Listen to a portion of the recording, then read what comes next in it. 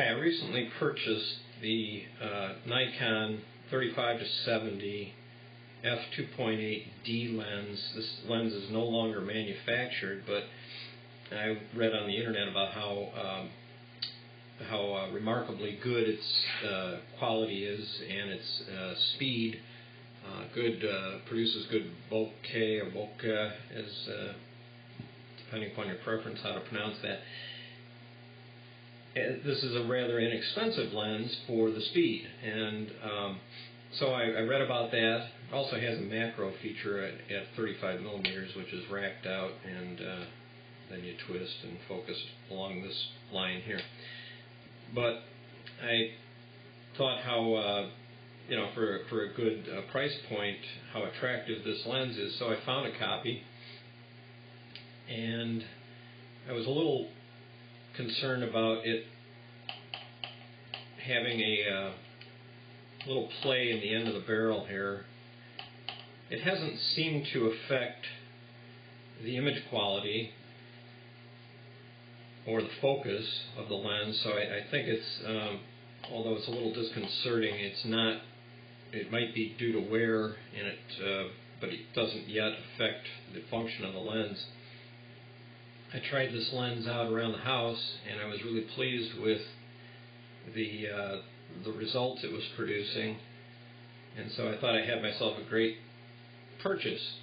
And then I started doing a little research online, and it's really hard to see, but I looked up serial numbers of Nikon lenses to find their manufacture dates. It's down here somewhere, and this is a this particular lens has a serial number that begins with a 4, and based on the serial number manufacture date information that I found online, the starting number of a 4 indicates that this lens was most likely built in 1992, 93, somewhere in there.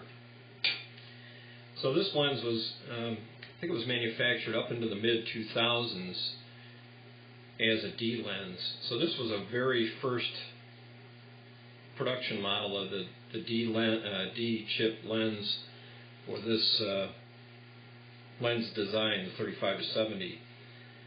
And then I read a little more, and I found out that the lens, this particular model, can experience breakdown. There's two elements right in about the center that are cemented together, and the cement is prone to break down and become less transparent, becomes a little milky, translucent. And I did then look into this lens with shining a flashlight, and I won't do it now because the shutter on my video camera is not set up for that. But I did see that this lens has the cement breakdown problem for those inner elements. So I have to decide now if I'm going to keep this copy, maybe have it repaired, or just return it and look for a cleaner version of this lens, maybe a newer example of this lens. But I will tag on to this recording a video clip that attempts to show the cement breakdown, what that fogginess, what that milkiness, what that looks like in the lens. So just for your information, if you find a good clean copy of this lens on the outside, check the inner elements too, and if it's clean outside and inside, you've got yourself a great fast lens for $400 or so.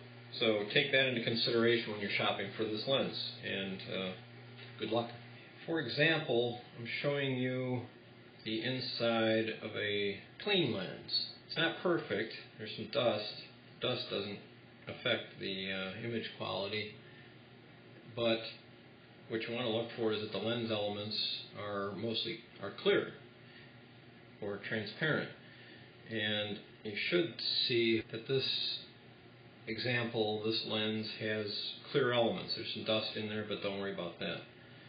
You don't want to see haze and milkiness, things like that. So if the elements are transparent you're good. Now this next example is the lens that has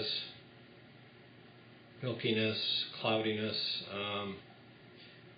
and in this example what that is not fungus, but based on what I've read online, that this particular 35 to 70 millimeter f2.8 Nikon autofocus D lens has a problem with two of the innermost, well, two, I don't know if it's two, but anyway, there's a couple of elements in the inside of the lens at about the center of the barrel that are cemented together, and the cement in this example can break down. It's lost its transparency. It's becoming sort of translucent, milky. Anyway, hopefully that showed the difference between a clean lens and a lens with a problem.